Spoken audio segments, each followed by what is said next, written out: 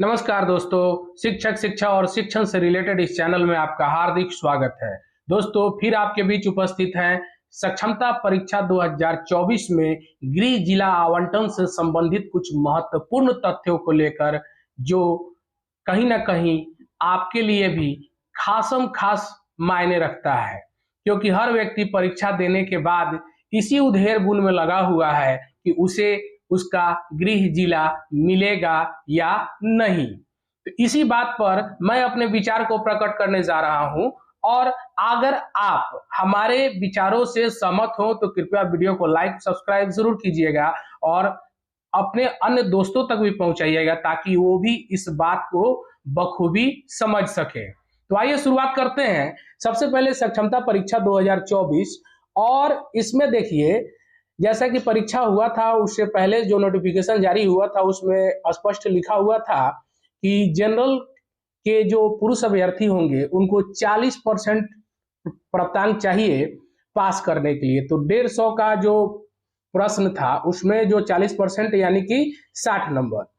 उसी तरीके से बीसी के यानी कि पिछड़ा वर्ग के 36.5 पुरुष वर्ग के लिए था, और इनको पास करने के लिए 54.75 यानी कि 55 मार्क्स चाहिए। उसी प्रकार से ईबीसी अत्यंत पिछड़ा वर्ग के लिए 34% यानी कि 51 नंबर पास करने के लिए चाहिए। उसी प्रकार से एससी एसटी, शेड्यूल कास्ट और शेड्यूल ट्राइब्स, अनुसूचित जाति अनुसूचित जनजाति, इनको चाहिए 32%, और इनका जो मार्क्स चाहिए पासिंग मार्क्स वो 48 चाहिए। और फीमेल चाहे वो जनरल की फीमेल हो, चाहे वो बीसी की फीमेल हो, चाहे वो ईबीसी की फीमेल हो या एससी एसटी की फीमेल हो, यानी कि महिला वर्ग के सभी शिक्षक अभ्यर्थियों के लिए आपको 32% ही चाहिए, जो कि 48 मार्क्स है। इतने मार्क्स आने पर आप निश्चित रूपेण पास कर जाएंगे परीक्षा में। और अब जानते हैं कि आखिर सेफ जोन क्या होगा। सेफ जोन क्या होगा, तो देखिए, गृह जिला हेतु सेफ जोन 10% एक्स्ट्रा, यानी कि आपका जो पासिंग मार्क्स है उस मार्क्स से 10% एक्स्ट्रा अगर आप लाते हैं तो कहीं ना कहीं गृह जिला आवंटन में आप एक निश्चित रूप से एक सेफ जोन में पहुंच जाएंगे, जहां आपको अपना गृह जिला निश्चित रूपेण मिलेगा। ये निश्चित रहिए कि अगर आप 10% एक्स्ट्रा अगर मार्क्स आपका आ रहा है तो आप निश्चित रूप से अपने गृह जिला में बने रहेंगे। तो अब देखिए कि जनरल को, पुरुष को कितना मार्क्स चाहिए 10% एक्स्ट्रा करने के बाद? 75, यानी कि 75 से एबव है तो उनको उनका गृह जिला प्राप्त हो जाएगा। उसी प्रकार से बीसी के जो पुरुष वर्ग के कैंडिडेट है उनको अगर 70 से एबव है तो 70 तक है तो वो निश्चित रूप से उनको भी उनका गृह जिला प्राप्त हो जाएगा। ईबीसी को 66 नंबर से शुरुआत होना चाहिए, यानी कि 66 नंबर से बिलो नहीं होना चाहिए। 66 नंबर अगर उनको प्राप्त होता है तो उनको भी उनका गृह जिला मिल जाएगा। एससी और एसटी को, पुरुष वर्ग के जो होंगे उनको अगर 63 अंक प्राप्त होता है तो निश्चित 63 से अबव हो या 63 तक हो तो निश्चित रूपेण उनको भी उनका गृह जिला प्राप्त हो जाएगा। फीमेल वर्ग की जितनी भी, सभी कैटेगरी की जितनी भी महिलाएं हैं तो उनको 63 नंबर अगर वो लाती हैं तो निश्चित रूप से उनको भी उनका गृह जिला प्राप्त हो जाएगा। यानी कि जो पासिंग मार्क्स है उस पासिंग मार्क्स के परसेंटेज में 10% एक्स्ट्रा करने पर, यानी कि 15 नंबर आपका पासिंग मार्क्स जो है उसमें अगर 15 नंबर ऐड करके आपका जो मार्क्स आता है अगर उतना है तो निश्चित रूप से आपको आपका गृह जिला प्राप्त हो जाएगा। अब देखिए, एक प्रश्न इसके बाद हमने लिखा है कि आखिर क्यों लगभग 90% शिक्षक अभ्यर्थियों को गृह जिला मिल सकता है। ये तो मैंने बताया कि इससे पहले के बातों में मैंने बताया कि आपको आपका गृह जिला, जो गृह जिला आप चाहते हैं उस गृह जिला में बने रहे, इसके लिए आपको कितना मार्क्स सेफ जोन का होगा। लेकिन एक अलग हटके प्रश्न है कि आखिर क्यों लगभग 90% शिक्षक अभ्यर्थियों को गृह जिला मिल सकता है। देखिए, इसके पीछे का कारण हम बता रहे हैं। देखिए, गृह जिला में लगभग 90% शिक्षक अभ्यर्थियों को गृह जिला इसलिए मिलेगा क्योंकि जितने शिक्षक अभ्यर्थी जो है वही इस परीक्षा में सम्मिलित हुए थे, इसमें कोई कंपटीशन नहीं है। दूसरी बात, पहली बात ये हो गई। दूसरी बात ये कि जितने शिक्षक अभ्यर्थियों ने परीक्षा दिया और जो सफल होंगे उतनी सीटें रिक्त होंगी। और आपको मालूम होना चाहिए कि जितनी सीटें रिक्त होंगी वो तो होंगी, और साथ ही साथ पूर्व से भी रिक्तियां बची हुई हैं। तो जाहिर सी बात है कि रिक्तियों के रहते आपको कोई और जिला तो आवंटन किया नहीं जाएगा, यानी कि जितनी रिक्तियां हो रही हैं उससे कहीं ज्यादा सीटों की संख्या लगभग लगभग सभी जिलों में है। थोड़ा बहुत जनरल वर्ग के जो पुरुष कैंडिडेट होंगे उनके लिए समस्या हो सकती है, अन्यथा किसी अन्य वर्ग के किसी भी कैंडिडेट के लिए कोई समस्या नहीं होने जा रही है। अब आप कहिएगा कि दूसरे जिला से कुछ लोग आएंगे, निश्चित रूप से 10% अगर दूसरे जिला में आ रहे हैं तो इस जिला से भी 10% दूसरे जिला में जाएंगे। यानी कि जो शिक्षक अभ्यर्थी पटना से पूर्वी चंपारण आ रहे हैं 10%, या पूरे बिहार के समस्त जिलों से जो पूर्वी चंपारण के निवासी हैं और कहीं किसी अन्य जिला में अगर उनका पोस्टिंग है और वो अपने गृह जिला में आना चाहते हैं, तो जाहिर सी बात है कि अगर वो अच्छा मार्क्स लाए होंगे तो उनको उनका गृह जिला मिलेगा, तो यहाँ पर तो वो आएंगे। तो यहाँ की रिक्तियों में से वो मान लिए कि टोटल सीट का 10% अगर ले भी लेते हैं तो अपने पूर्वी चंपारण से भी तो उतने सीटों की संख्या दूसरे जिलों में जाएगी, क्योंकि दूसरे जिलों के शिक्षक भी तो इस जिला में हैं। तो ये प्लस माइनस कीजिएगा तो लगभग लगभग बराबर हो जाएगा। और आप ये समझ लीजिए कि लगभग 90% शिक्षक अभ्यर्थियों को गृह जिला मिलना ही मिलना है, और गृह जिला मिल ही जाएगा, इसलिए ज्यादा टेंशन लेने की कोई जरूरत नहीं है। गृह जिला बड़ी आसानी से सभी शिक्षकों को मिल जाएगा। ये मेरा अपना ओपिनियन है, मैंने काफी मंथन करने के बाद ये चीज बोला हूं मैं। तो आप इस चीज पर अपना मंथन भी कीजिएगा और आप ये जरूर सोचिएगा कि मैं जो बोल रहा हूं उसमें सच्चाई है या नहीं है।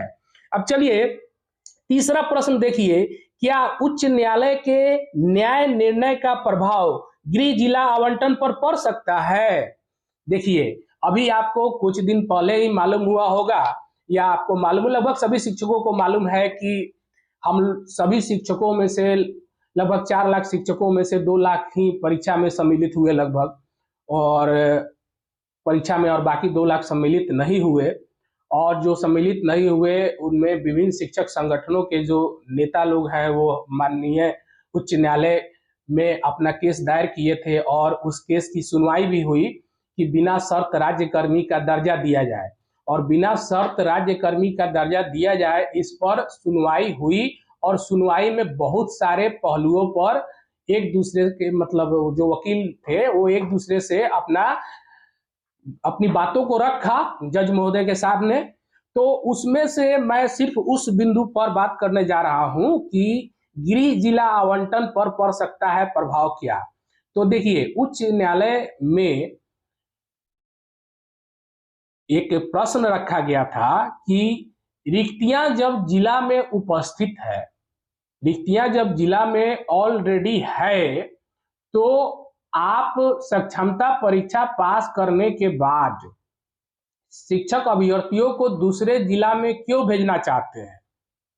तो इस प्रश्न का जवाब जब सामने सरकार के वकील ने कुछ बेहतर ढंग से नहीं दे पाया, तो कहीं ना कहीं बेहतर ढंग से इसका जवाब न दे पाने के कारण हो सकता है कि माननीय उच्च न्यायालय के द्वारा न्याय निर्णय में ये कहा जा सकता है कि सक्षमता परीक्षा पास करने के बाद जिनका जो गृह जिला है वो वहां बने रहेंगे।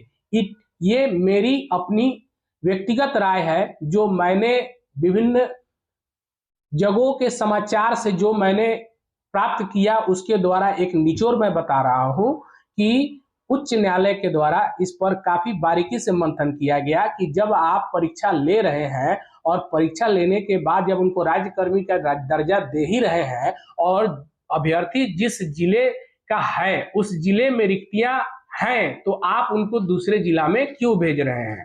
तो कहीं ना कहीं माननीय उच्च न्यायालय भी इस बात को समझ रहे हैं कि शिक्षक अभ्यर्थी अगर एक जिला से दूसरे जिला में चले जाते हैं तो कहीं ना कहीं वो मानसिक रूप से वो गुड फीलिंग नहीं कर पाएंगे जितना वो गुड फीलिंग अपने जिला में करते हैं। तो ऐसा हो सकता है कि न्याय निर्णय में ये बातें हो सकती हैं कि हम लोगों को अपना गृह जिला मिल ही जाए। और दूसरी बात यह है कि गृह जिला को लेकर के बहुत सारे शिक्षक संगठनों के द्वारा मेनली इसी पर फोकस किया गया कि दूसरे जिला में नहीं जाए।